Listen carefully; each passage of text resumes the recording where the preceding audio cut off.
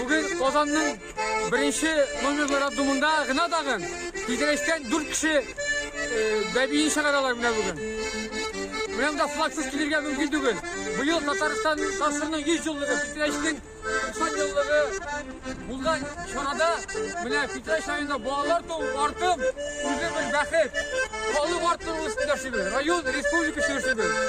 Vakitli boğalar bulsun. Yaşasın Fitreş, yaşasın millet. Dar buluyla. Durmuş yemi, yaşatemi balalardayken bit. Бәхет шатлыгыбыз булып, балам тизрәк үсеп җит. Җан җылымны тоеп яшим, сизәм йөрәк тибешен.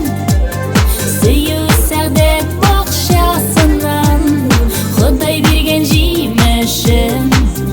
Җан җылымны тоеп яшим, сизәм йөрәк тибешен.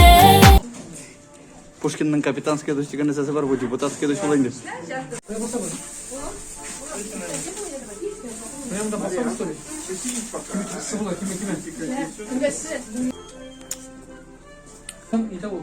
Я пришел, позвонил, и они еще не пришли.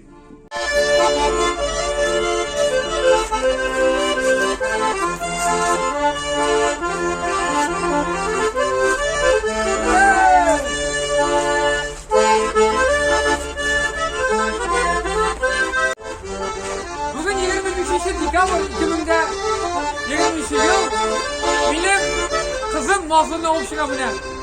Enisi bilen. Enisi bilen kızımla koşalamız etiyim, eniyim, sığınım, kiyavubuz, İlyas. Darbuşum Mahmut abiyim, kalligim bildim. Arı sana bir rahmet. Vakitli durmuşlar, sen sonra yapmayanları başlamıyorsun.